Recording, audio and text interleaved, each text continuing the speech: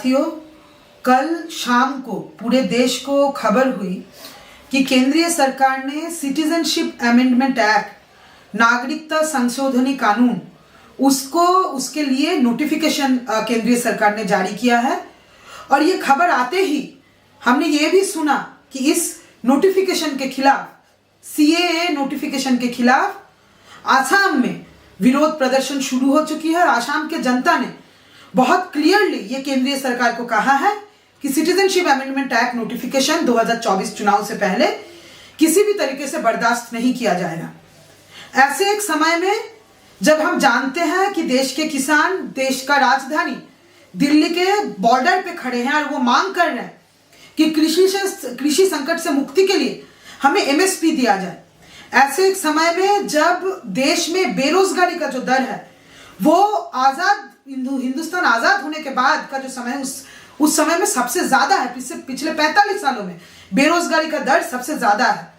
इस समय देश के अलग अलग हिस्सों में, उत्तर प्रदेश और बाकी राज्यों में सैकड़ों की तादाद में युवाएं सड़क पे उतरे हुए हैं और वो कह रहे हैं कि हमें रोजगार दो, पेपर लीक से मुक्ति दो। ऐसे एक समय में जब देश का सुप्रीम कोर्ट इस बात को कह चुका है कि कॉरपोरेट के काले धन से, ब्लैक मनी से चल रहा इलेक्टोरल बॉन्ड, इस बॉन्ड को खारिज किया जाए और सरकार सामने आए कि उन्होंने किससे पैसा लिया है। ये जनता के सवाल है।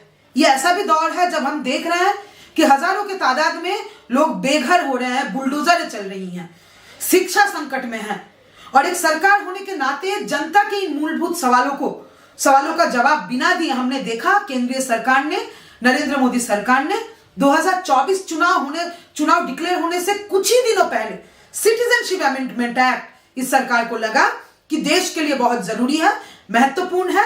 और यह कानून आने के तुरंत बाद हमने देखा कि देश में विरोध के आवाज जो है वो बुलंद होना शुरू हुए हैं। यह सिटीजनशिप अमेंडमेंट एक्ट का नोटिफिकेशन क्यों इतना जरूरी था भाजपा सरकार के लिए, जिस कानून के खिलाफ इस देश में हम लोगों ने देखा है 2020 में, 2021 तक कितने बड़े बड़े विरोध प्रदर्शन हुए हैं। ऐसे कंट्रोवर्शियल एक्ट को नोटिफाई करना जरूरी क्यों था? क्या है ये सिटीजनशिप अमेंडमेंट एक्ट?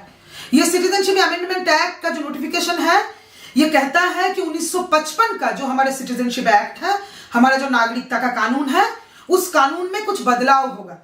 और बदलाव होकर क्या लाया जाएगा? ये कहा जा रहा है कि तीन जो है हमारे पड़ोसी मुल्क पाकिस्तान, अफगानिस्तान, बांग्लादेश, इन 3 देश से जो नॉन मुस्लिम जो रिलीजियन के लोग हैं वो इस देश में आए और 2014 से पहले जो भी आए हैं, जिस भी तरीके से आए हैं, बिना पासपोर्ट के, बिना वीसा के, अगर वो इस देश में आ गए हैं, अगर वो मुसलमान नहीं है तो उनको नागरिकता दिया जाएगा। ये है ये कानून। क्या इस कानून का कोई जरूरत देश को था?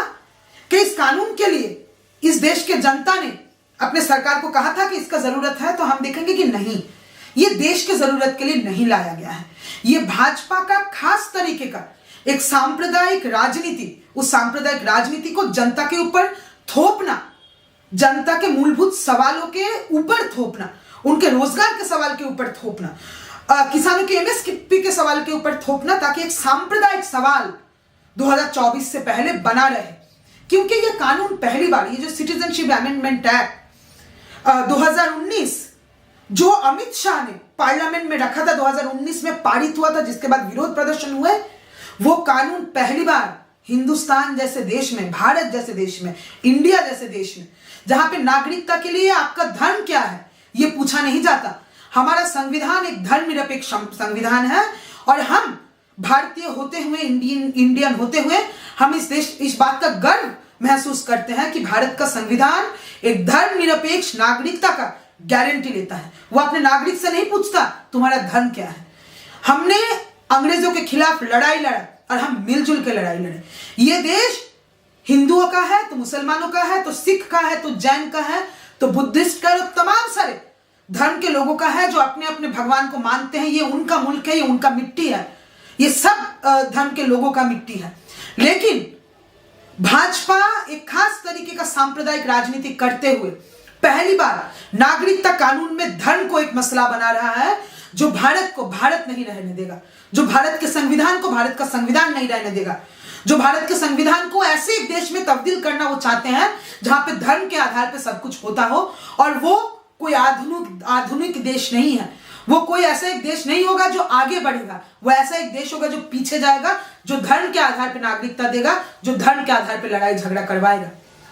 सीएए के पूरे डिजाइन के साथ जुड़ा हुआ है एनआरसी और एनपीआर का प्लान। एनआरसी का मतलब है नेशनल रजिस्टर ऑफ सिटीजन। इसका मतलब है कि आप नागरिक है कि नहीं, आपके पास वोटर आईडी कार्ड हो सकता है, आपके पास आधार कार्ड हो सकता है, आपके पास जमीन हो सकता है, आप नौकरी कर सकते हैं, आप इस देश में, आपके मम्मी पापा, आपके माता पिता, आपके जो है नाना नानी इसी देश में पैदा हुए होंगे। लेकिन सरकार आपको कहेगी कि साबित करो, अपने माँ का बर्थ सर्टिफिकेट दिखाओ, अपने पापा का बर्थ सर्टिफिकेट दिखाओ, अपने दादा का दिखाओ, अपने दादी का दिखाओ। और ये इस देश में कितने नागरिक कर पाएंगे, कितने लोग कर पाएंगे?